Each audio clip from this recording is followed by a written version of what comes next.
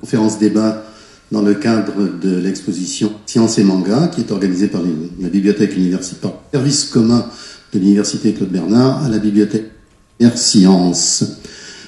Aujourd'hui, on va accueillir donc 3 conférenciers qui vont nous parler de la maîtrise du temps, de la mesure au voyage. Alors, ils vont peut-être se présenter rapidement et puis on leur donnera la parole ensuite. D'accord.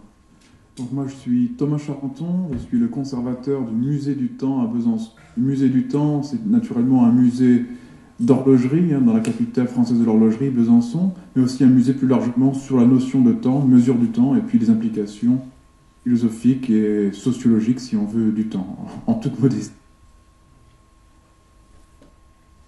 Gilles Adam, astronome à l'Observatoire de Lyon, donc géographiquement. Voilà, je suis en retraite depuis quelques années, je me consacre maintenant à des connaissances et aux interventions, et dans les classes en particulier. Jean-Pierre Charcosset, il m'est arrivé d'enseigner la philosophie dans une vie antérieure. J'ai cru comprendre que les organisateurs de cette conférence débat avaient éprouvé le besoin qu'un philosophe de service apparaisse. N'en trouvant pas d'autres, c'est moi qui suis là, hors toute compétence particulière, scientifique en particulier. Bien, merci. Donc, on va essayer d'organiser un petit peu cette présentation, puisqu'il y a maîtrise, il y a mesure et voyage. Donc, on va commencer par qui vient donc de Besançon, Thomas Charenton, qui va nous parler de la manière dont on peut mesurer le temps depuis très longtemps. Ensuite, qu'est-ce qu'on fait avec ces appareils pour mesurer le temps? Ça sera Gilles Adam qui nous parlera donc de l'utilisation des appareils de mesure, pourquoi on mesure le temps, et puis peut-être qu'il fera une petite incursion sur le voyage dans le temps. Et puis on finira donc avec notre philosophe qui va nous parler du temps et de la manière dont on peut aborder le temps à notre époque. Voilà, et bien Thomas. Merci beaucoup. Donc, je vais donc débuter cette présentation avec cette première diapositive. Je vais appuyer mon discours sur des collections du musée, des collections d'instruments de mesure du temps du musée du temps, où vous pouvez en retrouver certaines de ces pièces que vous verrez dans ma présentation juste à côté dans l'exposition, puisqu'on a eu le bonheur de prêter plusieurs pièces à l'université, à la bibliothèque universitaire, dans le cadre de ce festival. Alors, je vais faire un exposé relativement sommaire, relativement simple, sur l'évolution des instruments de mesure du temps, sur les différentes façons de mesurer le temps, quelque chose de très terre-à-terre. Je ne vais pas chercher à définir ce qu'est le temps ou me lancer dans des discussions trop compliquées. Cette première diapositive, c'est une horloge planétaire qui fait bien la synthèse, finalement, pour commencer mon discours, entre différentes façons de mesurer le temps. La façon la plus simple de mesurer le temps, celle qui a dû s'imposer aux hommes depuis les origines, c'est d'observer des mouvements récurrents, des mouvements réguliers, le mouvement des astres en particulier, le mouvement de la Lune autour de la Terre, le mouvement apparent du Soleil autour de la Terre. Et puis par la suite, on a cherché à créer des dispositifs qui permettent de réaliser soi-même une régularité. C'est le cas bien sûr des éléments horlogers. Donc on a ici la synthèse de tout ça, une horloge aplanétaire, c'est-à-dire un mouvement d'horlogerie mécanique qui recrée le temps, mais qui singe le mouvement des astres, qui reproduit le mouvement des planètes sur un petit planétaire au-dessus. Alors, comme je l'ai expliqué, la façon la plus simple de mesurer le temps, c'est de s'intéresser au mouvement régulier des astres. Le plus facile à voir, c'est le Soleil.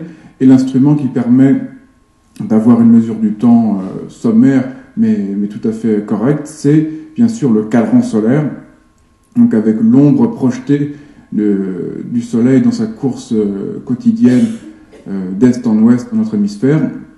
On peut avoir une idée approximative de l'heure qu'il est. Alors, c'est pas quelque chose d'extrêmement précis, il y a beaucoup de variables qui rentrent en ligne de compte. Bien sûr, la durée du jour varie selon les saisons, donc on n'a pas tout à fait, bien sûr, la même heure selon les saisons.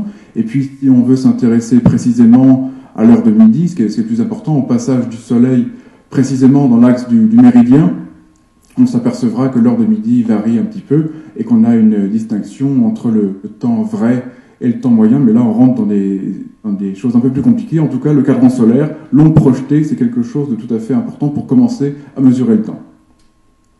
Cadran solaire peut être cadran solaire de poche également.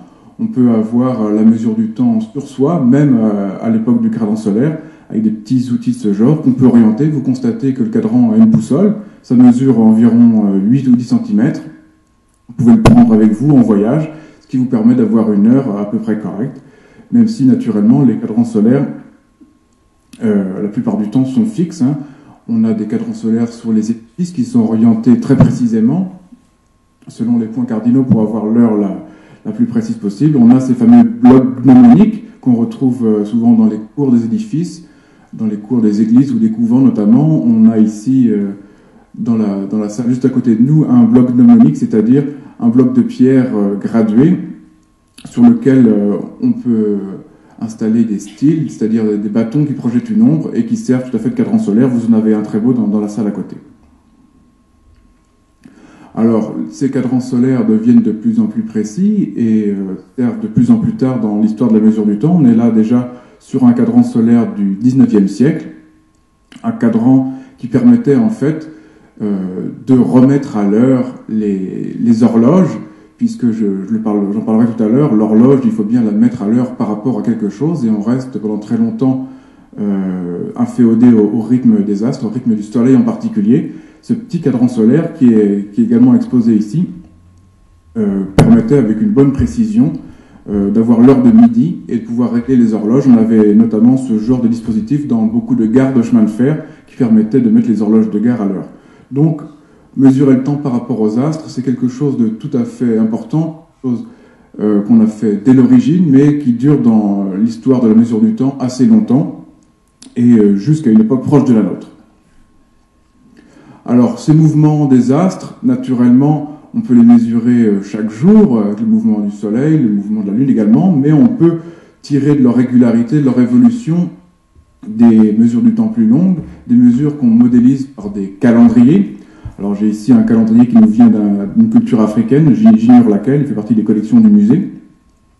Mais on rend compte justement du passage des astres, du changement des saisons sous des formes calendaires, qui est aussi une façon de mesurer le temps.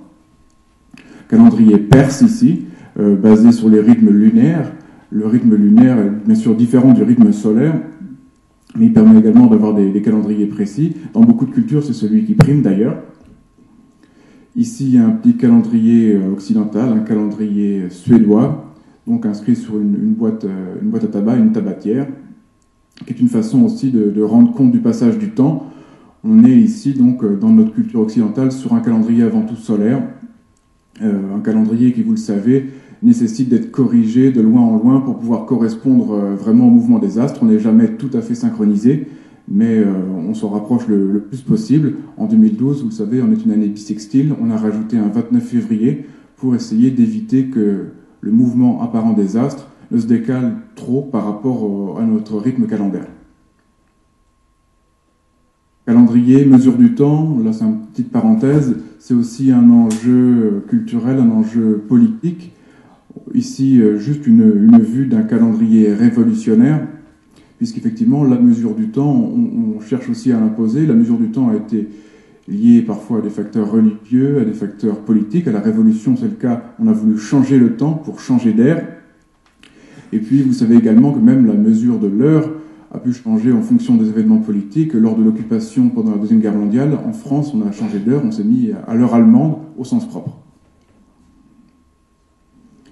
Alors, on peut mesurer le temps par la récurrence de ces phénomènes astronomiques en particulier.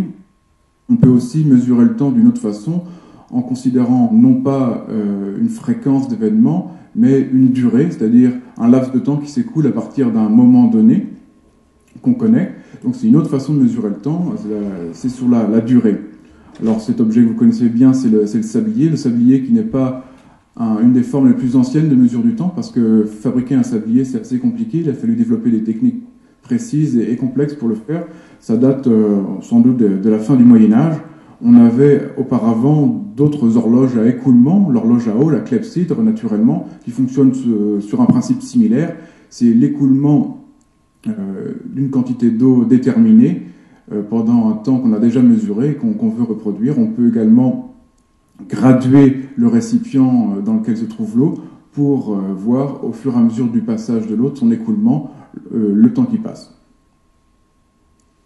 Alors ce phénomène de clepsydre à eau, ce phénomène de sablier, on le retrouve également avec d'autres types d'objets. Ici, je vous présente une veilleuse à huile. Alors il faut imaginer que cette veilleuse, cette lampe à huile, était garnie à l'origine d'une ampoule de verre aujourd'hui disparue, dans laquelle il y avait une quantité d'huile. Et on connaissait la durée, le temps dont avait besoin l'huile pour se consumer. Et on pouvait voir, à mesure que le niveau d'huile baissait dans l'ampoule, sur la graduation, donc sur le côté des montants de la veilleuse, le temps qui passait. Une façon de mesurer le temps qui passe, de mesurer la durée. Cette veilleuse, on l'a prêtée également, elle est dans la salle à côté. Alors je vais changer un peu de culture et je vais étendre mon propos aux cultures d'Extrême-Orient. Ce petit dragon, qui est une horloge à feu, il est présenté également ici aujourd'hui à l'université. Une horloge à encens. Il faut imaginer que dans le corps de ce petit dragon, là, dans le creux, on mettait un bâtonnet d'encens à se consumer, puis on connaissait le temps dont a besoin le bâtonnet pour brûler. Et donc on mesurait la taille du bâtonnet qui restait pour savoir l'heure qu'il est. Et même on pouvait s'en servir comme d'un petit réveil, parce qu'il faut imaginer qu'à cheval, sur le corps du dragon, on mettait un fil retenu de part et d'autre par 2 poids, et lorsque le bâtonnet d'encens arrivait au niveau du fil, il le consumait bien sûr, les poids tombaient dans un récipient métallique qu'on avait mis en dessous, et le tintement pouvait réveiller le dormeur. Et voilà, donc une forme d'instrument de mesure de la durée, une forme un peu oubliée aujourd'hui, mais qui pourtant a été extrêmement utilisée, notamment en milieu rural jusqu'au début du 19e siècle, c'est la clepsydre à eau. Alors une autre forme de clepsydre, pas celle qu'on connaît habituellement avec un écoulement d'eau, mais une clepsydre à circuit fermé, si vous voulez, avec un tambour dans lequel une quantité d'eau coule sur elle-même à l'intérieur du tambour et fait descendre très, très doucement le tambour le long justement de cette échelle graduée. Donc encore une fois, si vous avez mesuré une fois le temps que met le tambour pour descendre, vous pouvez reproduire l'expérience et avoir une forme de mesure de la durée. Alors on a vu les instruments de mesure de durée, bien sûr. Je vais passer aux instruments de mesure horlogers, en partant du principe que les hommes ont voulu recréer eux-mêmes des rythmes réguliers pour créer des bases de temps avec une fréquence qui leur est propre, qui leur permet d'avoir un temps plus absolu. Alors c'est évidemment la grande époque de l'horlogerie qui date également des Moyen-Âge, peut-être vers 1100, 1200, on ne sait pas très bien, dans les monastères. On crée des machines mécaniques, des premières horloges qui vont permettre de donner des heures, notamment l'heure de la prière dans les monastères. Alors pour faire fonctionner ces horloges, il faut une forme de régulation, quelque chose qui crée un mouvement régulier. Il faut une fréquence sur laquelle on puisse s'appuyer pour faire fonctionner l'horloge. Alors ici, ce petit schéma représente ce qu'on appelle un folio, qui est la première forme de régulateur qu'on retrouve dans les horloges. C'est en fait une barre de métal lesté que vous voyez qui peut alternativement se balancer dans un sens puis dans l'autre avec une certaine régularité. C'est pas quelque chose qui a une isochronie propre, ça ne fonctionne pas très très bien d'une façon très régulière, mais c'était en tout cas la première façon de créer un mouvement régulier qu'on puisse s'adapter à travers le mécanisme de l'échappement. J'y reviendrai peut-être, c'est un peu délicat à expliquer. Le mécanisme de l'échappement pour transmettre justement au rouage de l'horloge cette régularité et faire en sorte que la force contenue dans les rouages de l'horloge s'échappe uniquement au rythme de la régulation. Donc pour commencer, on avait ce folio qui équipait les premières horloges qu'on pouvait régler en déplaçant les poids. Vous voyez qu'il y a des petites graduations sur la barre transversale du folio. En bougeant les poids, on pouvait changer un peu la fréquence et on pouvait faire la fonction avance-retard de l'horloge. Donc voilà pour les premières horloges. Donc voilà des exemples de ces premières horloges qui très vite deviennent également des formes ornementales. L'horloge a très vite été conçue comme une pièce de collection comme quelque chose de tout à fait précieux. Des petites horloges de table également. On a assez rapidement, à la fin du Moyen-Âge, puis à la Renaissance, miniaturisé les dispositifs. On a réussi à avoir des horloges de plus en plus petites, notamment avec un travail fait sur la force motrice. Vous savez que pour faire marcher une horloge, il faut de la force, il faut de l'énergie. À l'origine, les horloges fonctionnaient à poids, donc c'est la chute verticale du poids qui donnait sa force à l'horloge. Le poids, c'est un peu embêtant parce qu'il faut une grande longueur de poids pour avoir une autonomie, parce que quand le poids touche terre, il faut le remonter. Donc plus vous avez une grande longueur, plus vous avez d'autonomie. Et puis également, vous ne pouvez pas transporter votre horloge. Si vous avez un poids, il faut que le poids reste vertical. Donc on a assez rapidement inventé également, à la Renaissance, un ressort moteur. C'est finalement un ressort tendu qui libère sa force progressivement, qui donnera son énergie au dispositif horloger et qui permettra de fonctionner plus longtemps et dans toutes les positions. Alors ici, je vous montre une grande révolution qui s'est produite dans le domaine de l'horlogerie. C'est le remplacement comme régulateur du folio par le pendule. On a vu que le folio donnait un rythme à l'horloge, mais un rythme assez imprécis. À partir des travaux de Galilée, les horlogers ont adapté au mouvement mécanique un balancier, le pendule, qui va justement osciller avec une grande régularité. En théorie, il marche de façon parfaitement isochrone, parfaitement régulière, et il permet de créer des mouvements horlogers de plus en plus précis, avec une marge d'erreur de plus en plus faible. Les premiers mouvements à folio devaient être réglés tous les jours. Ils pouvaient facilement retarder ou avancer d'une demi-heure, 1 heure par jour, ça n'était pas rare. Avec ce type de dispositif à pendule, on obtient des précisions bien supérieures, de l'ordre de quelques minutes, dizaines de minutes au pire. Donc, à partir du XVIIe siècle, on entre dans une nouvelle ère de la mesure du temps, avec cette fréquence particulière, celle du pendule. Donc ici, un modèle de table, une horloge de table qui explique ce que j'avais évoqué, la miniaturisation progressive des dispositifs horlogers, qui va culminer dans la montre portative qu'on peut emporter soi-même, emporter dans sa poche. Montre qui ne fonctionne évidemment, vous l'imaginez pas avec un pendule, parce que le pendule a besoin de rester vertical, mais avec le fameux ressort spiral, autre invention majeure dans le domaine de l'horlogerie, invention qu'on doit à Huygens, qu'on date de 1675, d'après ce qu'on sait.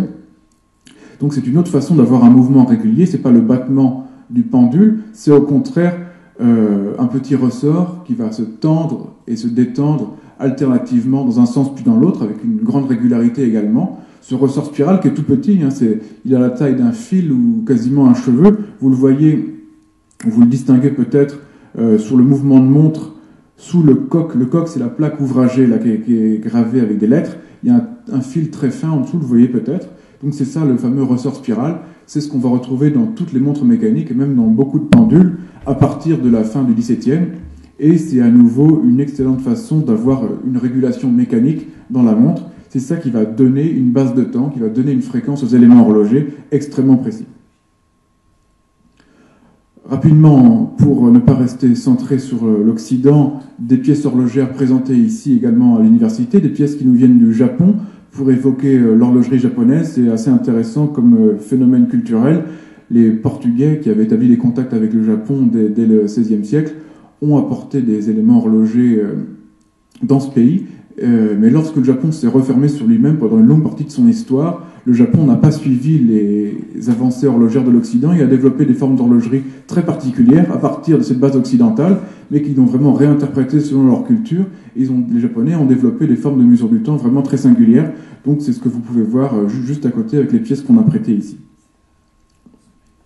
Et l'horlogerie culmine avec des formes extrêmement élaborées à partir de la base de temps dont j'ai parlé, le ressort spiral qui donne justement cette régularité. On a pu en extrapoler plein d'informations, plein d'éléments et recréer des informations, notamment calendaires. C'est ce qu'on peut voir sur cette montre fameuse, la Leroy 01, qu'on a la chance de conserver au Musée du Temps à Besançon.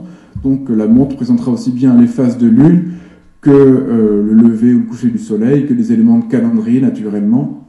Donc que l'état du ciel, avec une petite carte du ciel mouvante, beaucoup d'éléments justement qu'on tire intégralement de la première régularité de la montre, de son élément réglant, qui est le fameux ressort spiral. Avec ces montres de plus en plus précises, on va arriver également à faire des instruments scientifiques très performants. C'est le cas de ce chronomètre de marine qu'on a présenté ici également, qui lui permet, ça nous relie aux thématiques du voyage, qui permet de trouver sa position en mer. Le chronomètre de marine est un instrument qui permet de calculer sa longitude. Et il a résolu un problème qui ennuyait profondément les navigateurs jusqu'à la fin du XVIIIe. C'est tout simplement une compréhension, une application de la notion de décalage horaire. Si vous avez en mer l'heure de votre point de départ, si vous parvenez à la conserver en mer, vous pouvez savoir où vous êtes en longitude, même dans l'océan. Alors, je vais continuer un petit peu sur ces éléments horlogers, dont j'ai développé l'évolution. Et pour bien comprendre que ces éléments horlogers ont toujours eu besoin d'être étalonnés, d'être réglés par rapport à quelque chose, par rapport à une base de temps plus précise.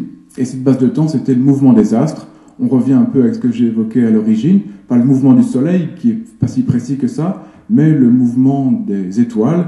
Et les observatoires astronomiques pendant le XIXe siècle ont servi justement d'institution pour donner des bases de temps extrêmement précises. Ce sont des collections ici qui nous viennent de l'observatoire de Besançon, des horloges étalons, qui étaient réglées par rapport à l'observation précise du passage d'un astre dans le plan méridien.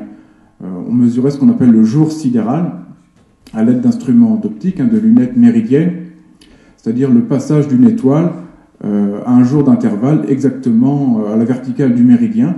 Donc c'est le jour sidéral qui dure 23h56 environ, un peu différent du jour solaire, mais qui permettait avec une grande précision de régler les horloges et de donner le temps. Même si on faisait les horloges, des mouvements mécaniques, il fallait encore les étalonner par rapport à quelque chose, et on n'avait pas à l'époque, à la fin du XIXe siècle, jusqu'au début du XXe, trouvé mieux que l'observation des astres. Alors par la suite, on a fini par développer des formes de mesure du temps différentes, qui relèvent davantage du domaine de l'électronique, avec une révolution qui est celle du quartz, qui commence dans les années 30 et qui va se diffuser très largement dans les années 70 au niveau personnel, au niveau individuel, avec la montre à quartz. Donc là, on change complètement de système. On a cette fois-ci, on utilise une propriété du quartz qu'on appelle la piézoélectricité, que si vous soumettez une lamelle de quartz à un courant électrique, il va se mettre à vibrer de façon infime, mais extrêmement régulière. C'est une nouvelle forme de régulation, beaucoup plus rapide, une fréquence beaucoup plus rapide que celle des mouvements mécaniques, et qui permet justement d'avoir une base de temps bien plus régulière et bien plus précise. Donc à partir de cette époque-là, à partir de la deuxième partie du XXe siècle, les mouvements vraiment les plus précis vont être les mouvements à quartz, et c'est à partir de cela qu'on va pouvoir mesurer le temps de façon plus précise. Enfin, par la suite, c'est une autre forme de fréquence qu'on va utiliser dans le cadre des horloges atomiques, des horloges qui existent aujourd'hui surtout dans des laboratoires. Elles n'ont pas trouvé forcément d'application dans la vie courante, en tout cas pas d'application portative. Dans les horloges atomiques, on utilise une autre forme de fréquence, celui de changement d'état des atomes. Donc on est là à un niveau encore plus précis, encore plus difficile à observer, mais qui va donner des bases de temps extrêmement régulières et bien plus régulières finalement que tout ce qu'on pouvait observer jusque-là. Aujourd'hui, la définition du temps, les physiciens le diront mieux que moi, mais finalement, elle repose avant tout sur des observations au niveau atomique et non plus sur les rythmes astronomiques, sur le rythme passage des astres autour de la Terre. Alors j'ai fini ici ma présentation, parce qu'après j'ai une petite partie sur l'horlogerie à Besançon, mais qui entre moins dans le cadre de cette présentation. Alors je pense que j'ai tenu mes délais, et je vais laisser planter la parole au prochain intervenant. Gilles, ben voilà, Thomas Charançon nous a parlé donc de la mesure du temps par les observatoires, et on a la chance d'avoir un astronaute. Donc il va nous dire comment il fait pour mesurer le temps, parce que c'est bien gentil, mais pas si simple que ça.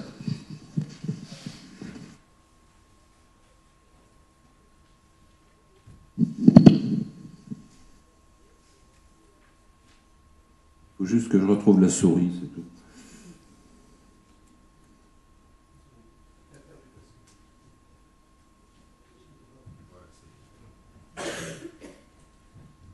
Donc l'idée de la présentation que je vais vous faire, c'est de lancer simplement des des hameçons.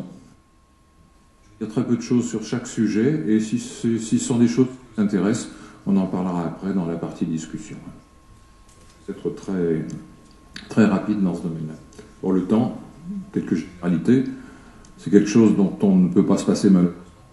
Très bien, mais on n'y arrive pas. On ne sait pas ce que c'est, on en parlera tout à l'heure. Les astronomes en font un très très grand usage depuis des milliers d'années. C'est entre autres, pour nous, il a servi historiquement à repérer les positions dans le ciel et à les prédire, etc. L'astronomie, donc, on peut la considérer comme la mère des calendriers, c'est ce qu'a dit mon collègue l'instant d'avant.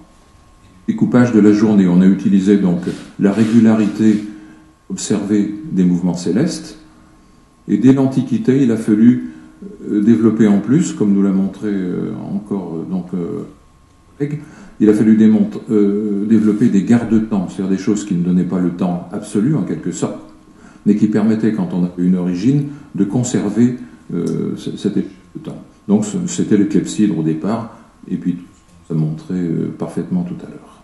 Puis au XXe siècle, l'astronomie a perdu ce genre de prérogatives, tout simplement parce que les physiciens ont inventé des processus, ont découvert des processus beaucoup plus précis encore que les mouvements célestes. Donc on a perdu cette chose-là. Aujourd'hui, le temps est mesuré par les horloges atomiques. On va rentrer dans les détails de ces choses-là. Ça, c'est juste pour le plaisir des yeux. On fait des calendriers. L'homme fait des calendriers depuis qu'il existe, hein, certainement. Il n'a pas toujours écrit des calendriers, parce que l'écriture n'a pas toujours, comme vous le savez. Mais dès que l'écriture a été inventée, en Mésopotamie, par exemple, on trouve des calendriers, immédiatement. D'autres sont plus récents, comme celui-ci, qui est du XIIIe siècle, un calendrier arabe du XIIIe siècle. Application des calendriers, de ces choses-là, les astrolabes, célèbres astrolabes, celui-ci est du XVIIIe siècle, c'était inventé par les Grecs, mais c'était très développé par les Arabes, comme vous le savez. Retour dans le temps, on remonte un peu dans le passé, c'est une clepsydre, une très vieille clepsydre égyptienne. Donc, comme on nous l'a expliqué, on observait l'écoulement de l'eau par un orifice calibré, et puis la clepsydre avait la forme qu'il fallait pour que l'eau descende d'une façon particulière à l'intérieur. Comme l'eau a l'inconvénient de s'évaporer ou de geler si on est trop au nord, on a remplacé l'eau par du sable, et ça a donné le sablier. L'achèvement final, c'est le calendrier de la Poste, comme celui-ci de 1943. Comme on est en 1943, sous le gouvernement de Vichy, on a droit à Jeanne d'Arc. L'astronome, c'est un physicien, tout simplement, hein. Quoique certains physiciens le contestent, mais c'est un physicien quand même. Et son domaine d'étude, entre autres, c'est ce qui est extérieur à la Terre. Alors cette extension offre des possibilités uniques. C'est un physicien qui a accès à des distances, des masses, des énergies, des durées qu'on ne rencontre jamais dans les laboratoires terrestres et qu'on ne pourra jamais rencontrer dans les laboratoires. Si vous faites des expériences, si vous imaginez des expériences qui durent 1 million d'années, vous n'aurez jamais les crédits pour développer une expérience qui dure 1 million d'années. Les astronomes, si. Ils regardent dans le ciel, ils observent et ça va très bien. Les énergies, on observe dans le ciel des flots de particules, par exemple, dont les énergies sont des milliards de fois plus élevées que ce qu'est capable de faire le LHC à Genève, par exemple. Simplement, pour la méthode expérimentale, c'est un peu difficile, comme on va le voir après. Donc c'est la particularité de l'astronomie, laboratoire des très très hautes choses. Mais l'autre particularité, c'est que les distances sont énormes. Et comme la vitesse de transmission des informations dans l'univers est limitée par la vitesse de la lumière, eh bien, on a un vrai problème. Les communications avec l'objet étudié sont forcément retardées, dans le trajet de la lumière, et à sens unique. Alors, à peu près un sens unique, parce que si on fait de l'astronomie à courte distance, de l'astronautique, là, on peut encore communiquer avec les sondes. Mais donc, dès qu'on sort du système solaire, ça devient très impraticable de communiquer avec les sondes. Donc, c'est la deuxième particularité de l'astronomie. Alors, ça constitue un inconvénient sérieux. On ne peut pas manipuler l'objet étudié. Donc, la méthode expérimentale, on ne sait pas bien où elle est dans le domaine de l'astronomie. Et certains phénomènes sont très rares dans l'absolu. Donc, on les regarde où on les trouve, et comme ils sont très rares, on peut les trouver par exemple quand ils sont très loin dans l'univers. Donc on va observer des objets très lointains dans l'univers parce qu'on n'a pas eu de chance, c'est juste là qu'on voit tel phénomène très rare. Et ça, c'est un inconvénient phénoménal, parce que quand on observe ça avec la lumière, que la lumière, vous savez bien, dans un espace normal, a une densité à l'endroit où vous la recevez qui décroît comme le carré de la distance, vous savez ça. Malheureusement, nous sommes dans un univers en expansion, donc la sphère sur laquelle se répartit l'énergie émise par une étoile lointaine, au lieu que ce soit une bonne sphère de chez nous, c'est une sphère qui est en expansion en même temps. Donc la loi de décroissance de l'énergie est beaucoup plus raide que la loi en 1 sur R2. Donc on perd très très vite de l'énergie pour des objets lointains. Donc c'est un vrai problème pour l'observation, ce genre de choses. Donc quand on observe ça, c'est joli, ça fait un joli fond d'écran. Et quand on s'intéresse aux objets qui sont dedans, ils sont très très très très faibles et c'est très difficile. Je sais connu. Alors c'est tout de même un avantage ceci, parce que quand on observe un objet lointain, on le voit tel qu'il était quand la lumière l'a quitté. Donc ça peut être il y a très longtemps pour un objet lointain. Donc on peut, à partir de la Terre, observer l'univers tel qu'il était il y a très longtemps. Et ça, l'astronomie est la seule qui puisse faire ce genre de choses. Vous ne pouvez pas ici étudier le comportement des Néandertals, parce qu'il n'y a plus de Néandertals, c'est tout. En astronomie, on n'a pas ce problème-là. On regarde suffisamment loin et on voit des Néandertals, c'est une image, qui se promènent et qui patifolent, etc. Donc c'est un très gros avantage pour l'astronomie. Au passage, à l'époque où on observe ces objets, donc longtemps dans le passé, ils étaient beaucoup plus proches que nous. Et depuis les temps à passer, l'univers a continué à se dilater, donc aujourd'hui, ces objets sont beaucoup plus loin qu'on ne les voit. Vous pensez à toutes ces choses-là quand on fait de l'astronomie. Les astronomes ont beaucoup de problèmes avec le temps, qui est leur allié et leur ennemi. Alors, le record actuel de ces distances, si au cas où ça vous intéresse, c'est un truc qu'on appelle le fond diffus cosmologique, une surface opaque qui nous entoure dans toutes les directions. C'est la dernière surface de diffusion, comme on dit. Avant, la lumière ne pouvait pas se propager dans l'univers, pas librement. C'est le premier moment où la lumière a pu se propager. L'univers n'avait que 380 000 ans à peu près. Il y a un autre fond derrière, mais pour l'instant, les physiciens n'ont pas trouvé le moyen de l'observer, cet autre fond, le fond des neutrinos, qui peut être encore plus vieux, mais lui, on n'a pas réussi à l'observer. Et puis alors, encore plus loin que tout ça, inobservable, il y a ce qu'on appelle la limite de l'univers observable. Je voulais vous en dire 2 mots aussi. Alors, c'est derrière le fond diffus cosmologique, c'est derrière le fond neutronique qu'on n'arrive pas à voir. Donc, il y a ce qu'on appelle la limite de l'univers observable. Malheureusement, c'est inobservable, par principe, cette chose-là. Et ça correspond à un retour à peu près de 13,7 milliards d'années par rapport à notre époque, dans le passé. Donc, c'est pourquoi on donne parfois le diamètre de l'univers observable comme étant égal à 13,7 milliards d'années-lumière. Distance que parcourt la lumière en 13,7 milliards d'années.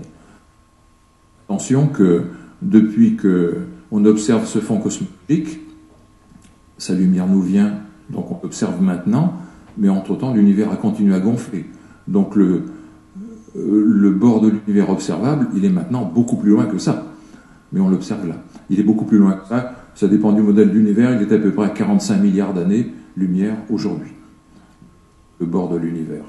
Alors voilà comment on observe les observations que l'on a de ce fond diffus cosmologique. C'est le ciel vu par le satellite Planck en 2010. Alors on observe une chose comme ça, et encore là, ça a été très nettoyé, parce que si on fait une image brute, c'est juste une chose avec une forme genre et yang, comme vous savez, le symbole habituel, qui représente simplement en fait le mouvement de la Terre dans l'espace, c'est tout. Donc il faut se débarrasser de ça, il faut se débarrasser de tout un tas de bruits, etc. Donc là, on s'est débarrassé d'un certain nombre de bruits, et il ne reste plus, sur la partie qui nous intéresse, qui est celle-ci, on ne voit pas bien à cause de la luminosité de la salle, on ne voit plus sur cette partie que cette chose bleuâtre qui est devant, qui est en fait créée par les poussières de notre galaxie, et puis d'autres galaxies. Ces deux petites choses sont les nuages de Magellan, par exemple, des galaxies satellites. Donc actuellement, depuis fin 2009, donc 2010, les astronomes qui travaillent sur ces choses-là sont en train d'essayer de nettoyer cette image pour enlever tous les cirrus bleus que vous voyez dessus, pour retrouver l'image propre du fond cosmologique derrière.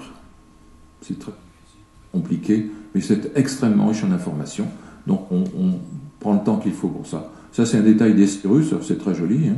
C'est une image en infrarouge de certains des cirrus qu'on a vus sur la photo, là. Donc tout ça, c'est ce dont il faut se débarrasser.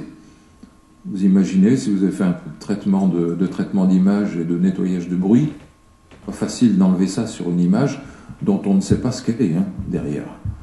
Donc il faut nettoyer ça sans abîmer ce qui est derrière. Alors le temps, il intervient aussi pour les astronomes d'une façon que moi j'aime beaucoup évoquer. Vous êtes des êtres vivants, seuls sur la Terre, comme vous le savez. Il faut savoir que la vie sur Terre est apparue très très tôt. Et ça me semble vraiment, c'est quelque chose de très intéressant de penser que l'âge de la vie sur Terre est tout à fait comparable à l'âge de la Terre elle-même et du Soleil qui sont ensemble. Et très peu de temps après la formation de la Terre, la vie est apparue sur Terre. Il y a 3,8, 3,9, peut-être 4 milliards d'années à partir de notre époque. Donc la vie est presque aussi vieille que le système solaire tout entier, la vie sur Terre. C'est intéressant aussi de penser que pour fabriquer des individus comme vous et moi, il a fallu donc 4 milliards d'années, et que c'est une durée qui est tout à fait comparable à l'âge de l'univers. L'âge de l'univers, donc c'est 13,7 milliards d'années. 4 milliards d'années, c'est pas 1000 fois moins, c'est pas 1 million de fois moins, ça ressemble quand même. Donc c'est intéressant de voir comme des processus biologiques complexes comme l'évolution se déroulent sur des durées qui finalement ressemblent beaucoup aux durées de formation des objets astronomiques. Donc aujourd'hui, nous et nos frères, les lichens, les bactéries, les pissenlits qui sont dehors, tout ça, nous sommes le fruit de 4 milliards d'années d'évolution. Donc vous êtes des choses extraordinaires. Alors la vie, ça semble quelque chose de très obstiné, de très nécessaire. C'est-à-dire qu'on a l'impression que la vie, dès que c'est possible, elle s'installe. Bien sûr, bien entendu, mais tout semble aller dans ce sens. Donc on a bon espoir de la découvrir ailleurs. Alors est-ce qu'on découvrira une belle Madone comme ça, ou est-ce qu'on découvrira un affreux alien comme celui à gauche, ou juste des bactéries invisibles à l'œil nu? On n'en sait rien, mais actuellement, il y a une recherche très très active sur ces domaines-là. Vous savez qu'on cherche des planètes extrasolaires. On en a aujourd'hui 760. Enfin, il y a 2 ou 3 jours, on en avait 760. Sans doute 770 aujourd'hui. On en a de bonnes poignées qui ressemblent un petit peu à la Terre, enfin comme masse et tout ça, qui ont des températures raisonnables. Ils sont un peu trop près de leur étoile, mais enfin c'est peut-être possible quand même. Donc on a de plus en plus d'espoir de découvrir la vie ailleurs. Beaucoup là-dessus aussi. Alors, le temps et les voyages, puisque c'est le sujet un petit peu de l'exposition ici. Les voyages vers les étoiles, si on imagine de monter dans une fusée et puis de partir vers l'étoile la plus proche, Proxima Centauri, il va être difficile de trouver un volontaire, sachant qu'avec les fusées les plus rapides qu'on puisse fabriquer, le temps de voyage, ça va être du genre 40 000 ans ou des choses comme ça. Donc là, les volontaires ne vont pas se bousculer, mais non. Donc les solutions, ce sont sans doute, comme l'ont inventé les auteurs de science-fiction depuis très longtemps, des arches où le facteur temps, eh bien, on n'y peut rien. On va vivre le temps qu'il faut. Mais c'est la énième génération qui arrivera au bout du trajet, qui débarquera finalement sur les planètes autour de cette étoile qu'on visait. L'inconvénient, vous avez sans doute vu comme moi des nouvelles de science-fiction, c'est que si on part aujourd'hui pour un voyage de 40 000 ans dans une arche et qu'on arrive autour de Proxima Centauri, quand on va descendre sur la première planète venue, on va certainement trouver des McDo et des boutiques de téléphones portables, parce que les hommes auront trouvé une méthode plus rapide pour y aller entre-temps. Donc les voyages lointains se heurte au problème du temps et d'une façon complexe et difficile à maîtriser. Alors on peut utiliser les effets relativistes. Vous avez tous entendu parler des problèmes des jumeaux de Langevin, des choses comme ça. Si on est dans un véhicule qui subit des accélérations, des choses comme ceci, le temps va s'écouler moins vite dans ce véhicule accéléré. Donc si on accélère pendant des années et des années, on peut arriver à des vitesses tellement importantes que les effets relativistes vont être importants et que la personne dans le véhicule va vieillir beaucoup moins que la personne sur Terre. Donc on peut arriver là à faire tomber les temps de voyage ressentis dans la fusée en dessous du temps de vie d'une personne. Ceci dit, l'intérêt, il est moyen, parce que si cette personne veut revenir sur Terre pour raconter son histoire, sur Terre, il se sera écoulé 80 000 ans quand même. Donc on va tout de suite la mettre dans un musée, derrière des barreaux, on la fera visiter comme la dernière personne il y a 80 000 ans. Donc le temps, c'est quelque chose qu'on n'arrive pas à maîtriser vraiment dans le domaine des voyages. En plus, les besoins énergétiques dépassent tout ce qu'on peut imaginer aujourd'hui. Donc voilà. Les voyages temporels, pardon. Vous avez quelques personnes qui en parlent sur des documents que j'ai vus dans la salle, là, qui sont faits par des personnes de très haute qualité, qui ont beaucoup travaillé là-dessus. Vous apercevrez que, bien que la physique ne l'interdise pas totalement, il suffit pour ça, pour avoir le droit de faire un voyage temporel, de se placer à un endroit où le tissu de l'espace est extrêmement distordu. L'espace et le temps. Alors, on peut l'imaginer, mais uniquement à des niveaux quantiques, tout petits. Donc, ce qu'on est parfaitement incapable d'imaginer aujourd'hui, c'est de faire un voyage dans le temps pour quelque chose qui dépasse la taille d'une particule élémentaire. On ne sait déjà pas le faire pour une particule élémentaire, mais voilà. Donc, l'utilisation pratique est difficile. Alors, finalement, qu'est-ce que c'est que le temps? On n'en sait toujours rien. Je me souviens de mon professeur quand je suis rentré à la fac, qui a commencé son cours en disant on appelle temps la variable indépendante de la mécanique céleste. Point. Ça y est, le temps était défini pour lui, et il avait raison, dans son œuvre, c'était défini, il n'y avait rien d'autre à dire. Très difficile, donc. La relativité l'a ravalé au rang de coordonnées presque ordinaires, pour se faciliter la vie en multipliant même par la vitesse de la lumière, pour qu'il ressemble à une longueur et pas à un temps, parce que c'est pas très... Elle lui a ôté son caractère absolu, je l'ai un peu évoqué tout à l'heure. Bon, j'en pas là-dedans, je pense que vous connaissez ces problèmes relativistes. Et pour l'instant, on ne sait pas ce que c'est que le temps. C'est ce que disait déjà Saint-Augustin il y a très très longtemps, et d'autres l'ont dit après lui. Alors le temps, il y a aussi un problème, un divorce entre les physiciens et les gens, et peut-être que M. Charcosset en parlera tout à l'heure, c'est que pour les physiciens, le temps, c'est essentiellement une variable qui a une valeur instantanée, le temps de la physique, alors que ce sont les intervalles de temps qui sont plutôt importants pour les gens dans la vie de tous les jours. C'est une distinction qui n'est pratiquée que par les poètes et les philosophes. C'est très bien, ça permet des phrases magnifiques dues à Marcel Proust.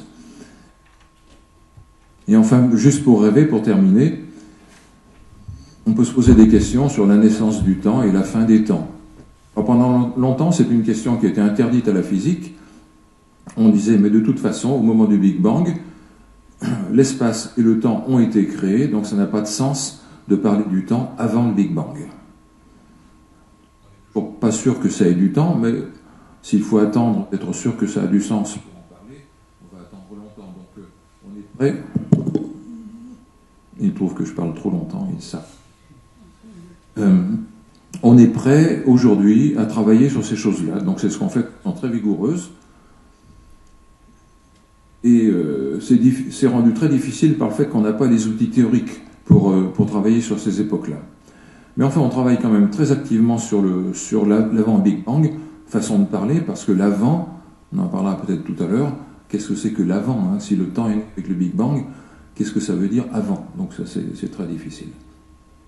Bon, il y a des tas de pistes actuellement. Il y a l'inflation éternelle, qui propose des pistes, ce qu'on appelle le concept des multivers, des multi-univers. Dans notre univers ne serait qu'une bulle dans un univers plus vaste, etc. Malheureusement, l'évolution future de notre bulle n'est pas connue, parce qu'on ne sait pas bien ce qu'il y a dedans. On en parlera tout à l'heure si vous voulez. Et il y a des concurrentes sérieuses à la théorie de l'inflation, comme la théorie des supercordes, qui est née pour toute autre chose dans les années 60, qui a été retoquée après pour devenir la théorie des supercordes et qui est maintenant très utile pour étudier ce qui se passe au moment du Big Bang. Ce sont des théories qui ont l'avantage de donner à la gravitation un caractère quantique, parce que c'est ça la grande tare de la relativité générale, c'est de ne pas être quantique, et ça pose des tas de problèmes pour étudier ce qui se passe au moment du Big Bang. Retenez simplement qu'actuellement, le sens commun, c'est plutôt l'éternité, le temps éternel dans le passé, éternel dans le futur. C'est vers ça que semblent s'orienter les théories physiques actuelles. Enfin, pour l'instant, on n'a pas de réponse. On ne sait toujours pas ce qu'est le temps, on ne sait pas d'où il vient et on ne sait pas d'où il va. Donc là, je ne peux que laisser la parole à un philosophe qui, lui, va nous répondre. Merci, Monsieur Charcosset.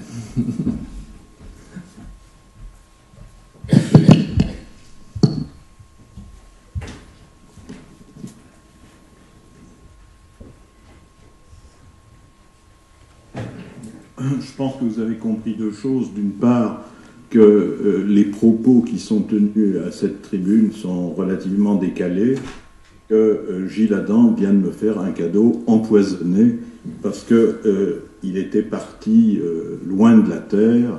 Et moi, j'aimerais qu'on essaye de revenir au ras des pâquerettes. C'est bientôt la saison. Jusqu'à preuve du contraire, pour faire un enfant d'homme, il faut 9 mois. J'ai bien cherché sur Internet et je n'ai pas trouvé d'annonce qui offre d'en livrer un en 48 heures chrono. Une telle mesure, 9 mois, est une mesure évidemment approximative, au sens où ce n'est jamais qu'une moyenne. Même approximative, cette mesure est généralement suffisante. Avant, comme on dit, d'avoir un enfant, il faut donc attendre un enfant. 9 mois, c'est long et c'est court. C'est un temps qui exige de la patience, mais d'autre part, c'est un temps qui est compté. Ça veut dire que la patience requise n'est pas simplement une passivité qui ne pourrait guère entraîner que de la résignation. Attendre un enfant, c'est se préparer à l'accueillir, ne serait-ce que matériellement, ce qui n'est pas rien.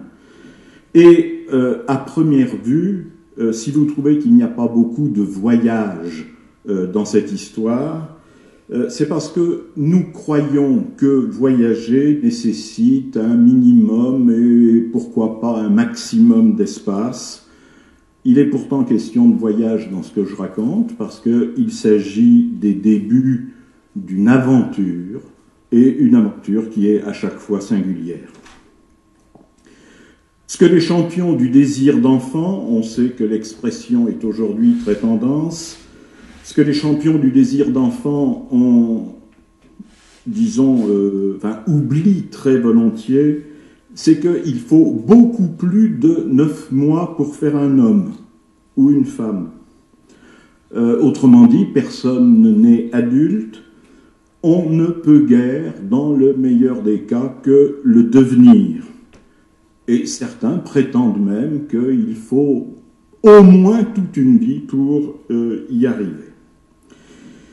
Donc, à court terme, il ne suffit pas de faire, il ne suffit pas d'attendre, il ne suffit pas d'avoir un enfant, il faut en outre l'élever.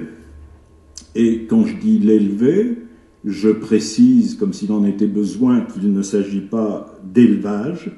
Ce processus, c'est ce qu'on appelle quelquefois un processus d'éducation. Dans les deux cas, qu'on dise élever ou qu'on dise éduquer, la langue française utilise des termes qui, par leur étymologie, disent qu'il s'agit d'une sortie, ex en latin. Élever quelqu'un, c'est vouloir qu'à tous égards il se tienne debout. Mon illustre prédécesseur, Emmanuel Kant, disait que l'homme, c'est l'animal qui a besoin d'un maître. Le destin du maître, c'est paradoxalement de devenir inutile, de telle sorte qu'en devenant autonome, chacun devienne maître de lui-même. De façon très ordinaire, la mesure du temps est nécessaire du seul fait que nul n'est seul au monde. Un ermite, peut-être, un autiste, sans doute, peut se contenter de ses seuls repères. Mais dès l'instant où nous avons des rendez-vous les uns avec les autres, que ce soit pour manger ou pour prier, et ce n'est pas l'effet du hasard si tout à l'heure il était question d'un monastère, que ce soit pour travailler ou pour jouer, il nous faut des mesures communes. Norbert Elias, dites si vous voulez qu'il s'agissait d'un sociologue, a insisté plus que beaucoup sur cette nécessité sociale de la mesure du temps. Puisque je parlais du maître et de l'élève, il arrive que le maître et l'élève aient besoin d'un emploi du temps. Et l'une des idées qui préside à la confection d'un emploi du temps est sans doute que sans cela, on risque une chose bien connue, on risque de perdre son temps. Plus encore, certains ont insisté sur la nécessité d'une mesure précise dès l'instant où nous avons recours, eh oui, à des transports en commun. Ce n'est pas pour le plaisir qu'on élabore des horaires, ce n'est pas seulement par politesse qu'il faut accepter d'entendre dire que avant l'heure, c'est pas l'heure, après l'heure, c'est plus l'heure. Les aiguilleurs de toute espèce, sont bien placés pour le savoir, et à travers eux, nous retrouvons indirectement, il est vrai, la question du voyage. La mesure du temps conditionne, semble-t-il, sa maîtrise, et cette maîtrise obéit, semble-t-il, à un principe qu'on peut nommer principe d'efficacité. En principe, donc, l'efficacité permet de faire une économie du côté des moyens mis en œuvre, à commencer, et ça en intéresse beaucoup, par une économie d'effort. L'efficacité, en tout cas, est requise partout où l'on ne se contente pas d'intentions pieuses de préférence, mais où on veut des résultats. Toujours est-il qu'il y a un temps dont la maîtrise paraît cruciale, c'est celui dont on parle quand on dit « le temps, c'est de l'argent ». Encore faudrait-il oser se demander pour qui, puisqu'il y a plein de situations où on a l'impression que c'est le temps des uns qui produit l'argent des autres. Chez Marx, notamment, ce temps, celui dont j'essaye de parler, s'appelle le temps de travail. Pointé quand on y entre, pointé quand on en sort, qu'il s'agisse du bureau ou de l'atelier, a longtemps été le geste correspondant à cette mesure impérieuse. À partir de ce temps-là, ce que l'on peut déduire, c'est en tout cas ce que font certains, c'est que pour gagner plus, il faut travailler plus. Ou alors, on peut conclure que rien n'est plus important que les RTT, puisque au-delà du temps qui a un prix et qui nous vaut éventuellement d'avoir un salaire, il y aurait un temps qui seul aurait non pas un prix mais de la valeur, ce qu'on appelait autrefois le temps libre. Celui qui, par exemple, nous permettrait de faire toutes sortes de voyages. C'est dire qu'il n'y a pas de mesure du temps innocente et que toute possible maîtrise a une dimension politique ou, si le terme fâche, surtout en cette saison, ce qu'on appellera pudiquement une dimension éthique. Aujourd'hui, la question serait de savoir quel genre de maîtrise est pratiquement valorisé. Sans le savoir peut-être, beaucoup s'en tiennent à une promesse qui a été faite en Occident au XVIIe siècle, une promesse qui se trouve explicitée en toute clarté chez mon illustre prédécesseur René Descartes, à la fin de son discours de la méthode. Le progrès des connaissances, dit en substance Descartes, celui auquel on parviendra si justement on fait preuve de méthode, le progrès des connaissances nous rendra, dit-il, comme maîtres et possesseurs de la nature. Pour le dire vite, il semble que nous sommes de plus en plus fascinés par tout ce qui est de l'ordre de l'immédiateté. Des travaux de sociologues, aujourd'hui contemporains, parlent pour décrire notre société du culte de l'urgence. Et s'il y a des urgences vitales, il y a évidemment beaucoup d'urgences feintes, celles de nos affairements. Il y en a d'autres, j'ai découvert ça en lisant Philosophie Magazine, ce qui ne m'arrive jamais, qui parle de l'accélération du temps. C'est un jeune Allemand qui s'appelle Hartmut Rosa. Accélération du temps, alors que c'est nous qui accélérons. Et nous accélérons, comme dit l'autre, au risque de perdre les pédales, à commencer par la pédale de frein. C'est pourquoi, pour revenir au voyage, il y en a tant qui finissent dans le décor. Or, l'immédiateté n'est pas une nouveauté absolue.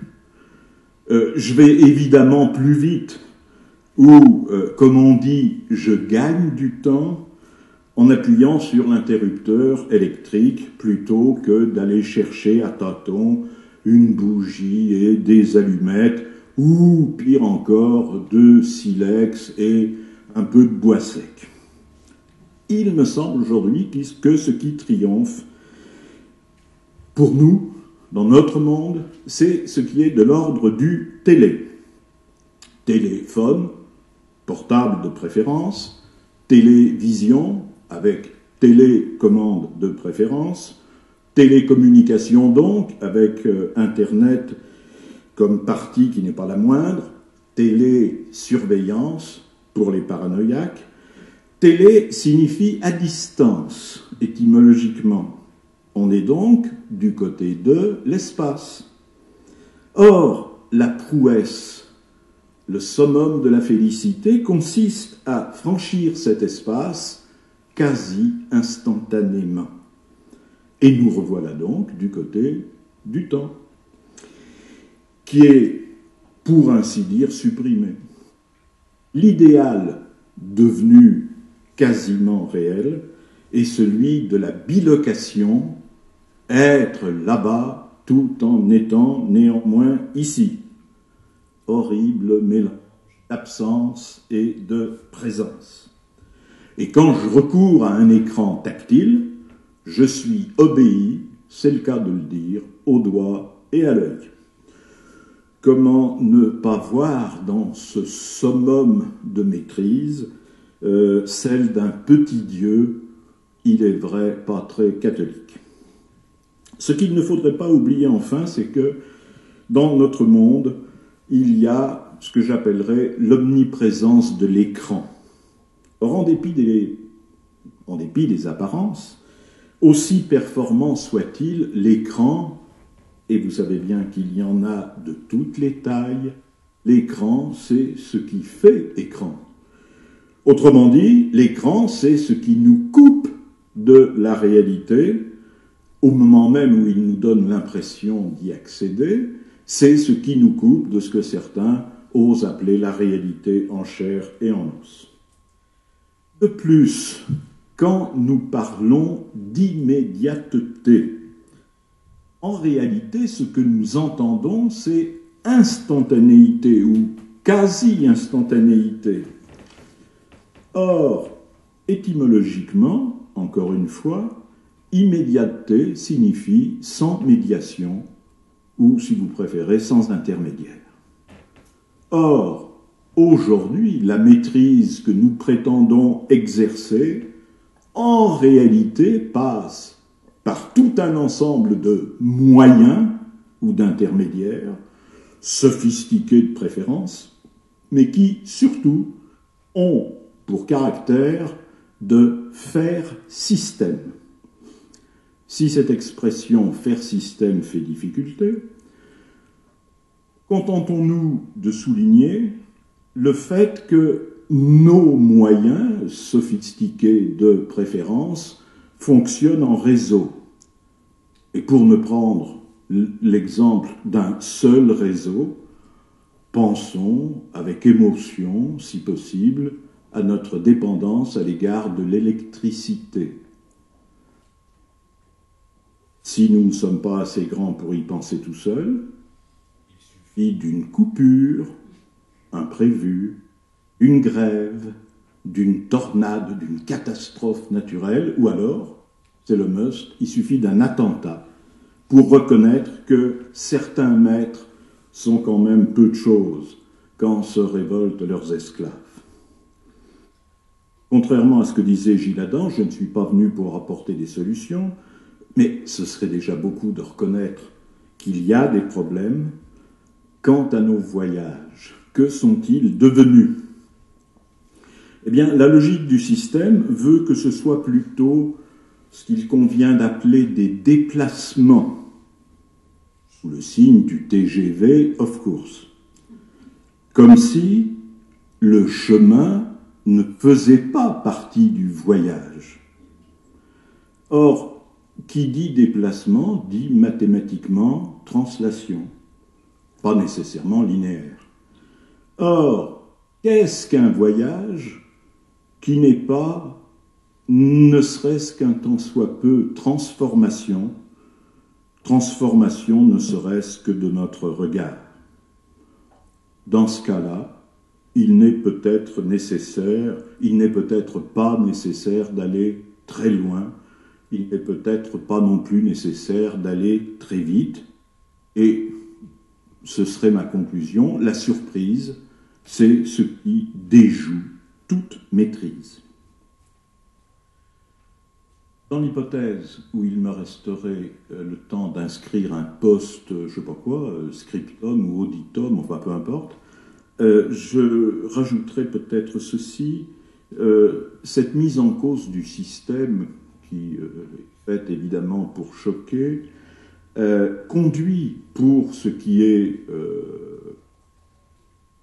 à l'heure actuelle des voyages organisés de préférence, conduit à esquisser au moins une critique du tourisme.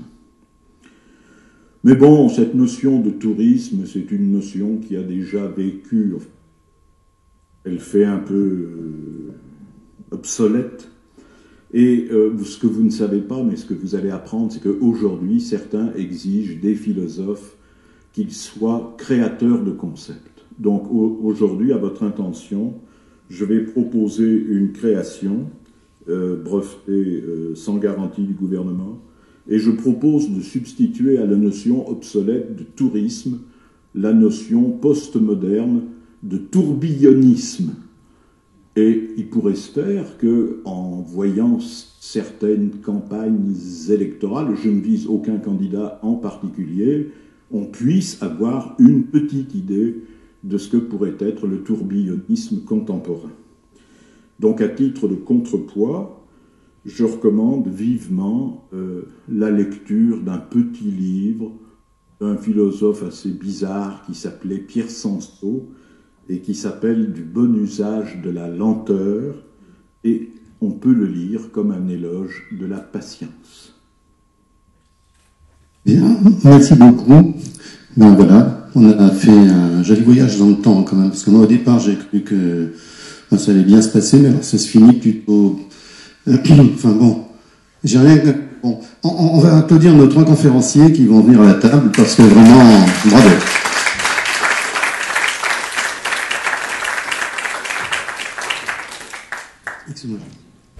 Bien, et bien maintenant c'est à vous de poser des questions à nos conférenciers. Je pense que vous devriez normalement en avoir. Je suis prêt à passer le micro à qui le demande. Alors évidemment, la première question, c'est toujours la plus difficile. Et donc c'est mon devoir d'immédiateté, d'après ce que j'ai pu comprendre, parce que je suis le médiateur, donc alors je vais quand même pas prendre trop de temps.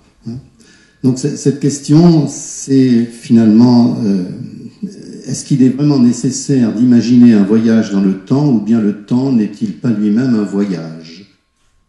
Qui veut répondre à cette question?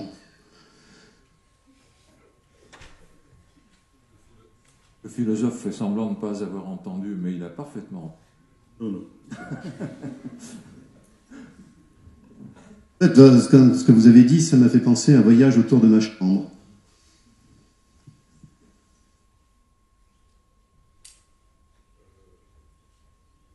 Moi, je suis pas sûr d'entendre les questions parce que c'est mon eau personnel qui revient à la surface.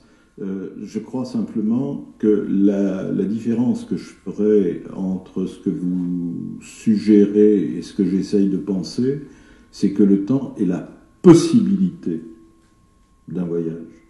Mais sans doute, est-ce que il y a des types, alors je ne sais pas si c'est d'existence ou d'insistance, qui sont tels que le voyage est réduit à sa plus simple expression, c'est-à-dire que tout ce qui pourrait être de l'ordre de la découverte, tout ce qui pourrait être de l'ordre de l'aventure, tout ce qui pourrait être de l'ordre de la surprise, tout ce qui pourrait être de l'ordre de la transformation, en est, pour ainsi dire, exclu. Et bon, quand j'utilise ce vocabulaire, et pour faire cuisse, mais bon, vous avez voulu que je prenne la parole, je la garde, hein. Je rappelle que mon illustre prédécesseur, Kant, présentait le temps en disant que c'était une condition de possibilité. Alors bon, en l'occurrence, il disait condition de possibilité, si vous voulez, de la connaissance, et de la connaissance de l'expérience. Ce qui signifie effectivement que si le Big Bang est notre façon actuelle de nous représenter ce que d'autres auraient appelé l'origine ou la création du monde, aller demander avant ce qu'il pouvait y avoir, ça n'a pas de sens. Je veux dire, il ne peut y avoir un avant et un après qu'à partir de quelque chose comme le temps. Et s'il n'y a pas de temps, eh ben, je veux dire, il y a un certain nombre de choses qui sont impossibles. Et bien sûr. Juste dans le droit fil de ce que dit M. Charcosset, donc la relativité a fait du temps une coordonnée comme les autres, comme je l'ai dit tout à l'heure, donc dans le point de vue de l'astronome, bien sûr, je ne suis pas capable d'en prendre un autre, mais pas tout à fait, puisqu'on l'a multiplié par une vitesse pour que ça redevienne une distance, on arrive à le manipuler. Néanmoins, le temps des trois coordonnées, c'est sans doute la seule dans laquelle on ne puisse pas faire autrement que voyager. Ceci dit, M. Charcosset a très justement noté une chose qui m'avait échappé sur le moment, que pour certaines personnes, dans certaines circonstances, etc., ce voyage est impossible à éviter dans le temps, parce que le temps s'écoule pour tout le monde, d'être extrêmement réduit dans ses résultats. Voilà. Il a enrichi ma réflexion sur ce point-là. Voilà. C'est la moindre des choses, dit-il. Non, moi, je pense que dans ce que vous avez dit à l'instant où il était question de la relativité, à laquelle j'ai quand même tendance à penser que je ne comprends pas grand-chose, mais ça ne m'empêche pas de parler. Ce qui m'intéresse, c'est ce que, en parlant de la manière dont le temps est transformé en distance. C'est-à-dire que si nous regardons un peu comment nous y prenons et comment nous y prenons, y compris pour mesurer le temps, eh ben, c'est qu'on a toujours et encore recours à l'espace. Si vous avez un agenda dans la poche, si vous avez acheté le calendrier des postes, pas nécessairement celui l'année de ma naissance. Si vous avez un cadran d'horloge, je regrette, mais c'est quelque chose de spatial. Tout se passe effectivement comme si nous avions à l'égard de l'espace quelque chose comme, je ne sais pas s'il faut dire une maîtrise, mais enfin il y a quand même avec l'espace moyen de mesurer, de s'y accrocher, de s'y tenir. Il ne fout pas le camp comme le temps. Hein. Alors que la citation de Saint-Augustin qui a été rappelée tout à l'heure est peut-être effectivement un propos indépassable. C'est dans le 11e livre des Confessions de Saint-Augustin. Augustin demande « Qu'est-ce que le temps ?» Si on ne me le demande pas, je le sais.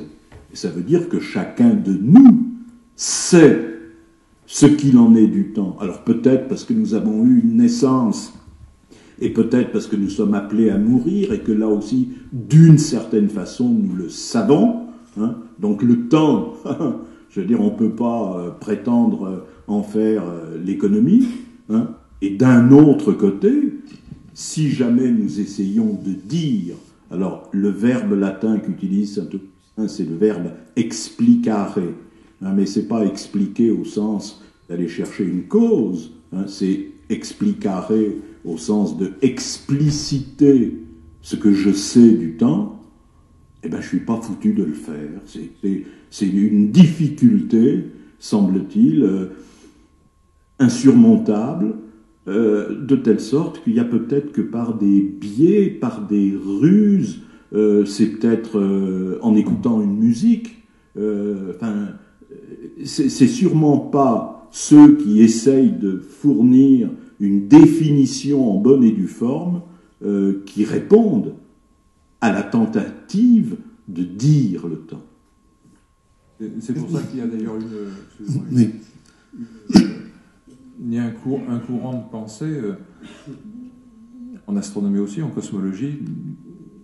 Certains pensent qu'en fait, Homo sapiens s'est fait d'une telle façon, il a des structures cérébrales qui sont construites d'une telle façon, il se construit une personnalité, l'éducation de son enfance et tout ça d'une telle façon, certains concepts lui sont totalement étranges. Peut-être que le temps, d'une certaine façon, fait partie de ces concepts qui sont étrangers, qu'il faut attendre peut-être un successeur d'Homo sapiens pour comprendre ce qu'est le temps. Alors on a un Homo sapiens là qui veut poser une question. On va attendre son successeur. Bonjour. Question qui est plutôt de l'ordre philosophique, je pense. Est-ce que aujourd'hui la notion de temps, est-ce que l'homme ne court pas trop après le temps pour gagner du temps alors qu'il n'a pas que la limite du temps est m'embrouille un petit peu là. Est-ce qu'on ne court pas trop après le temps par rapport à, par exemple, ce qu'il en était il y a plusieurs centaines d'années, où par exemple pour mesurer des choses qui étaient vraiment réelles, c'est-à-dire les moussons, etc. Est-ce qu'on ne cherche pas un petit peu à par le biais de mesurer le temps aussi... Non, bon, j'arrête. Oui. Je crois que pour résumer un peu la question, c'est cette notion du temps qui est peut-être pas tout à fait la même qu'il y a 100 ans, où le temps c'était évidemment prévoir les saisons, savoir quand on plante, savoir quand on ramasse, passer l'hiver à préparer la nouvelle saison, alors que maintenant on fait à peu près n'importe quoi, n'importe quand, n'importe comment, de façon totalement anarchique et tout à fait tourbillonnaire. Sachant que le tourbillon en physique est quelque chose de très intéressant aussi pour le temps.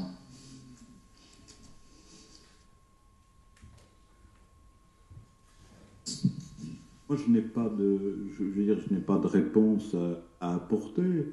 Je pense que ce qu'on peut quand même essayer effectivement d'envisager, c'est de faire quelque chose qui soit des comparaisons.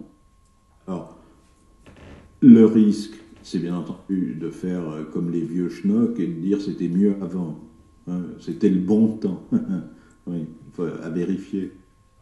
On a quand même un certain nombre de données d'ordre, j'en sais rien, historico-géographiques, d'ordre ethnologique, etc., qui nous permettent de considérer que toutes les sociétés n'ont pas toujours eu à l'égard du temps la même attitude que la nôtre.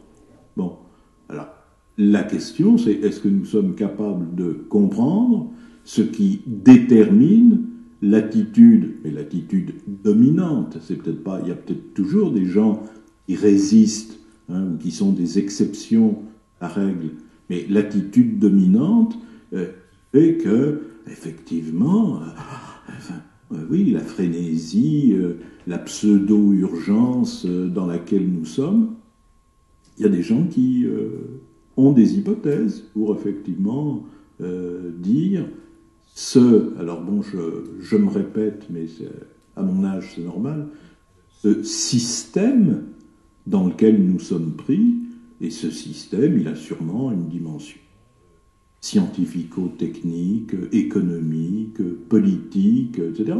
C'est-à-dire que ce n'est pas le philosophe tout seul dans son coin qui peut nécessairement légiférer. Et c'est ça qui fait la difficulté, c'est que nous sommes pris ou nous sommes pris dans un système qui nous pousse. Alors, bon, il y a eu une époque où l'expression qui faisait florès, c'était société de consommation. Et je veux dire, on peut aussi bien dire société de consommation du temps.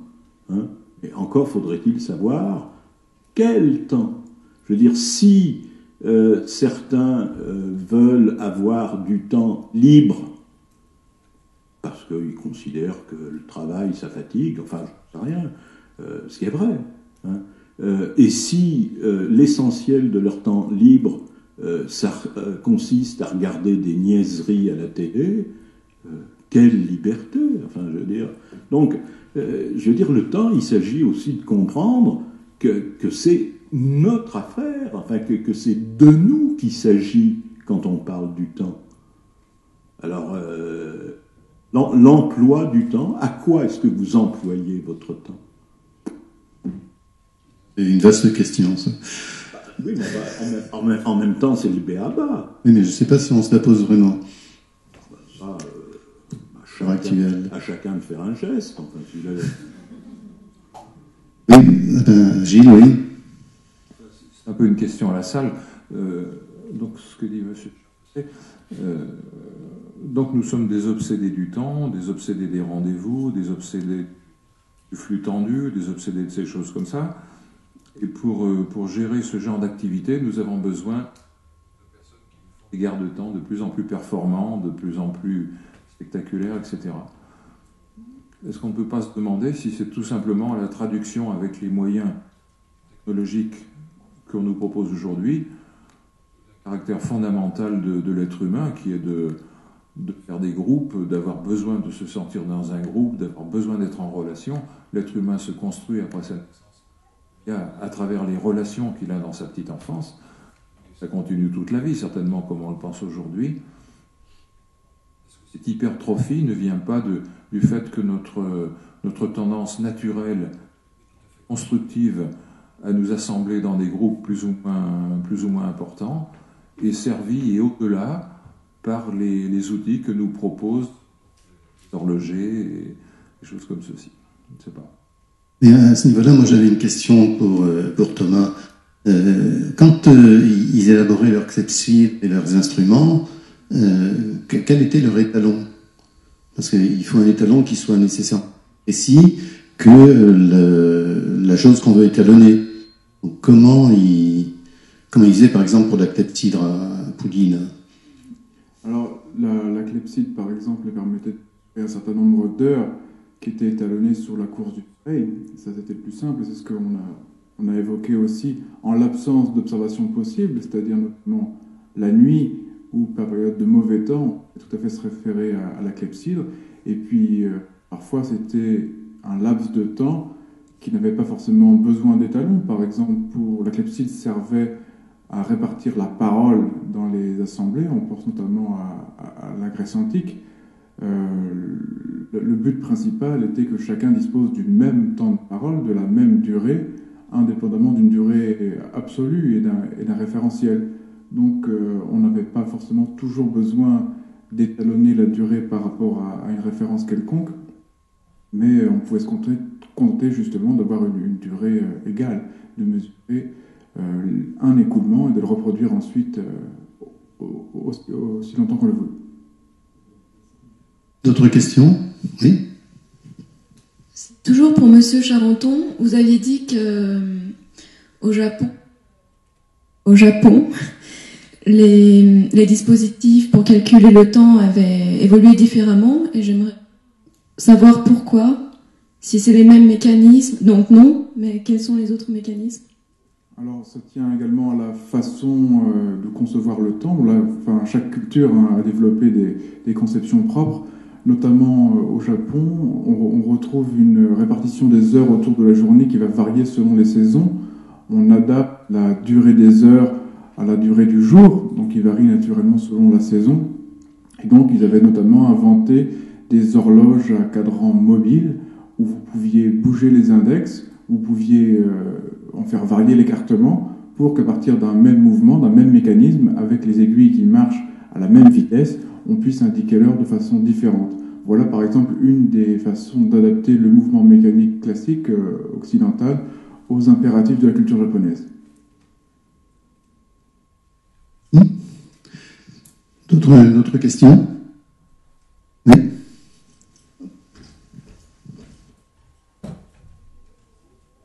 Bonjour tout le monde. Plutôt une réflexion en fait par rapport à la surprise et la maîtrise du temps finalement et le lien qu'il y a entre le temps et la vie et entre le voyage et le rêve en fait. En fait, par exemple, entre le voyage et le rêve, on y voit la relativité dans le sommeil, finalement. On peut avoir 8 heures de sommeil et n'avoir que 5 minutes. Et pour le temps et la vie, je dirais plutôt, le temps et la vie et l'instant présent nous a offert tel un présent, en fait. Tout simplement. Et c'est vrai que Bergson aussi disait le temps est le jaillissement ininterrompu d'imprévisibles nouveautés. J'ai pas vraiment de questions, c'était des réflexions. Oui, merci. Oui, c'est vrai que de toutes les façons, c'est effectivement la période, bien que la période, je sais pas bien ce que c'est. Enfin, si, en physicien, moi, je sais ce que c'est. C'est le moment où, effectivement, on peut avoir tout d'un coup quelque chose qui se présente à l'esprit et qui devient une idée ou un concept. Non, oui. Alors c'est peut-être plus à l'astronome que je souhaite m'adresser. Quelle est la définition? Quelle définition peut-on donner au temps? Est-ce que c'est une chronologie des événements qui se succèdent dans le temps? Est-ce que c'est une analyse du passé, à la fois du présent et du futur? Comment est-ce qu'on peut déterminer Enfin, je sais que depuis la relativité d'Einstein, la chronologie des événements n'est pas toujours respectée, comme on l'entend dans le courant de ce qu'on peut vivre. Alors, quelle est votre définition et votre sentiment personnel là-dessus? Je n'ai pas de définition du temps, comme vous vous en doutez. C'est ce que j'ai dit tout à l'heure. Je pense que personne n'a une définition du temps. Définir le temps, c'est comme définir l'homme. Tout dépend du phénomène dont on parle, c'est tout. On ne parlait que de la physique. La physique, 6 définitions du temps qui sont différentes, avec des propriétés antagonistes. Dans chacun de ces domaines de la physique, la définition du temps qu'on a adoptée marche très très bien. Le savoir de l'être de l'homme sur le fonctionnement du monde, pour rester donc au niveau fonctionnement, il est maintenant devenu beaucoup trop complexe et on a on n'a plus de théorie de tout, et il n'y a plus d'honnête homme qui sache tout, etc. Donc les êtres humains se sont spécialisés dans des domaines. On peut considérer, moi j'aime beaucoup cette image, considérer le savoir humain comme une sorte de feuille. Il y a en bas des théories extrêmement fondamentales comme le modèle standard des particules élémentaires, des choses comme ça. Et puis à l'autre bout, vous avez la sociologie, la philosophie, des choses comme ceci. Et il y a tous les intermédiaires entre les deux. Aucune des tranches ignore ce qui se passe en dessous. Mais aucune n'a besoin de s'y référer à tout instant pour développer ses théories. M. Charcot est certainement persuadé que le cerveau ne fonctionne que parce qu'il y a des phénomènes physiques et chimiques qui se déroulent en son sein. Mais pour lui, ça n'a pas grande importance quand il nous parle de morale ou du fait que nous sommes dans une culture de l'immédiateté. Pour lui, il n'a pas besoin de faire référence à ça. C'est l'arrière-plan, voilà. Alors, pour particulariser sur le temps, il me semble que la seule chose qui soit commune dans toutes les définitions du temps, c'est, comme vous l'avez indiqué, le fait que le temps, c'est quelque chose qui se déroule, qui coule dans un sens et qui ne revient pas en arrière, en général. Qui ne revient pas en arrière. C'est le seul point commun, il me semble, à toutes les définitions du temps. Il y a des événements qui sont passés avant l'instant présent, des événements qui se passeront après l'instant présent. Sorti de là, tout dépend de la chose dont on parle. Si vous regardez quelqu'un qui, par exemple, vous regardez quelqu'un qui tombe dans un trou noir, regardez la personne qui tombe dans un trou noir, de votre point de vue, et mettons que ce soit la surface, enfin, la surface, disons la limite du trou noir, pour ne pas rentrer. Vous voyez la personne qui s'approche de la surface, qui ralentit au fur et à mesure qu'elle s'approche de la surface, et vous allez la voir mettre un temps infini à pénétrer dans le trou noir. Et puis en plus, son image va s'affaiblir, vous finirez par la perdre. Et vous ne la verrez jamais rentrer dans le trou noir. Alors que la personne qui tombe dans le trou noir, si c'est un très grand trou noir, elle ne sera pas déchiquetée en petits morceaux, elle va passer à travers la surface du trou noir. Pour elle, ça ne sera rien de particulier, elle va passer à travers la surface du trou noir, c'est tout. Tout ça pour dire que, à part le fait que pour ces deux observateurs, celui qui tombe, celui qui le regarde, à part le fait donc que pour chacun d'eux, il y a un passé, un présent, un futur, tout le reste peut être totalement différent. Et en particulier, l'écoulement peut être complètement différent. Donc on ne peut pas mettre des caractéristiques de l'écoulement du temps dans la définition du temps. Il me semble, c'est mon point de vue, je peux me tromper, que c'est la séquence inévitable, passé, présent, futur, qui est la caractéristique du temps, vraiment. Je ne sais pas si ça répond à... Non. Pareil, c'était plutôt une réflexion qui prend en compte vos trois professions. C'est que le temps est présenté d'une façon assez linéaire quand on parle de passé, présent, futur. Mais quand on parle de mesure du temps, on voit une sorte de cycle qui se répète. Par exemple, le calendrier, avec les mois, les jours. Et ma réflexion venait de là, c'est finalement, est-ce que sur le long terme, on voit ça d'une façon linéaire, mais quand on le vit tous les jours, on pense la répétabilité des événements. Vous avez raison, mais je pense qu'on sera d'accord sur le fait que ce caractère cyclique est culturel. Donc, il y a des cultures... Les saisons. Oui, d'accord. Oui, absolument. Ouais. On parlait du calendrier et de la répétition des semaines. Bonne remarque, effectivement. Il y a des choses qui sont cycliques. La Terre tourne autour du Soleil sur une orbite qui est à peu près toujours la même. Donc, effectivement, ça, c'est une chose qui est cyclique aussi, intrinsèquement, bien sûr. Mais sinon, il y a des civilisations qui sont très, très orientées sur le cyclique. Donc, des cosmologies hindoues ou des cosmologies mayas, on en a beaucoup parlé, peuvent être orientées sur le cyclique. Le problème des mayas, par exemple, les hindous ont un peu le même problème, ils ont inventé des calendriers, pas tous leurs calendriers comme ça, mais certains calendriers qui étaient simplement des calendriers numériques, où on comptait les jours. Ça, c'est ingérable pour un être humain, parce que vous arrivez à des nombres qui sont plus manipulables. Donc tout naturellement, comment ont-ils fait pour s'en sortir culturellement? Ils ont imaginé qu'on remettait tout à zéro à certains moments et puis qu'on repartait pour un tour. Ça a donné les cosmologies cycliques, ça. Sinon, c'est vraiment très très difficile de travailler avec des cosmologies numériques, non cycliques, et où rien n'était cyclique. Il n'y avait pas des noms de jours qui revenaient, des noms de mois qui revenaient. Voilà ce qu'on peut dire. Il me semble que c'est très cyclique en fait. C'est très culturel, pardon, le caractère cyclique. Oui, mais il y a quand même un cycle qu'on attendait toujours, c'était savoir si le soleil allait se relever le lendemain matin. Ça a été quand même certainement le premier cycle, en se disant, est-ce qu'il va revenir? Oui, donc la dernière question, parce que... Alors, oui, attendez, avant de donner le micro, c'est que ne partez pas, parce qu'on a un goûter japonais. Hein, donc, ne vous sauvez pas tout de suite. Voilà. Bonjour, alors moi pardon, excusez-moi, j'ai une question, enfin plutôt un point de vue de réflexion qui serait peut-être plus d'ordre biologique. En fait, finalement, le temps, est-ce qu'il n'est pas, pour l'évoquer d'une autre manière, est-ce qu'il n'est pas finalement spécifique à certaines formes de vie?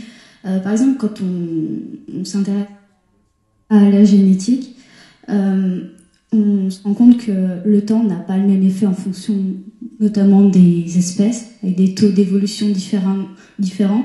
Et d'un point de vue, par exemple, plutôt métabolique, on se rendra compte qu'en fonction d'espèces, et justement de l'espace, vous disiez, le temps n'a pas la même prise sur les êtres vivants. Ouais. Et donc, je sais pas, je vais prendre un exemple tout bête pour tout ce qui est histoire de faune.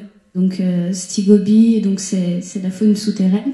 On se rendra compte que le temps n'a pas du tout la même prise sur les êtres vivants, avec des longévités qui sont d'ordre beaucoup plus élevé que des faunes finalement qui spatialement vont vivre dans des zones surface. Donc finalement, en fait, est-ce que ça rejoint pas un petit peu ce que vous racontiez avec finalement que le temps est indissociable de l'espace et finalement aussi du corps qui est un espace ici métabolique et aussi qui est donc comprise avec le temps. Et par rapport à ça, est-ce que finalement c'est pas justement toute une réflexion autour de la longévité et que l'humain actuellement en fait a une réflexion autour du temps parce qu'il a peur de ne pas avoir le temps? Au niveau des rythmes biologiques, je rebondis un peu là-dessus, sans répondre forcément à votre dernière question, pour évoquer aussi la question des différentes formes de vie sous la Terre, sur la Terre. Je rappellerai juste l'expérience d'un chercheur spéléologue qui s'appelle Michel Siffre, qui dans les années 60 s'est enfermé dans une grotte pendant des semaines, sans aucun rapport temporel avec la surface, pour essayer de voir comment son rythme biologique, son rythme propre, pourrait évoluer sans référence avec le rythme quotidien. Il indiquait juste par une ligne téléphonique à la surface le moment où il pensait qu'il allait s'endormir et puis le moment où il se réveillait. Et ainsi, donc, c'était le seul lien qu'il avait sans aucun rapport avec le temps.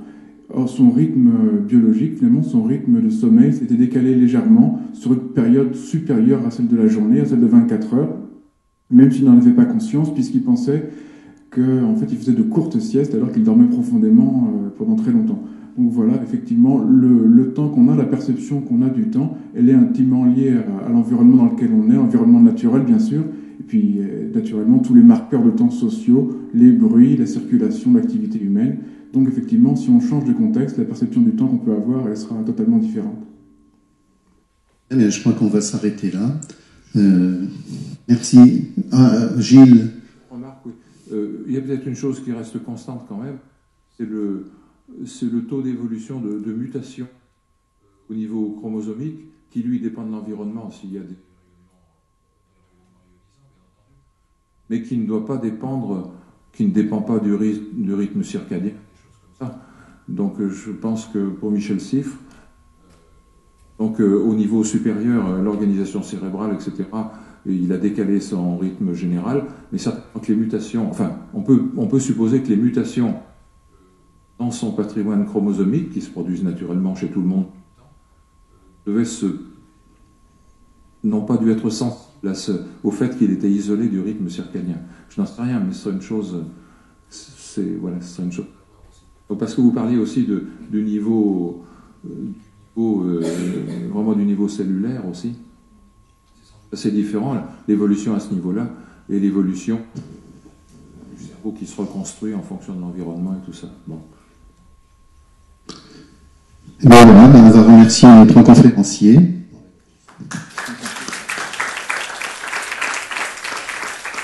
Merci à vous.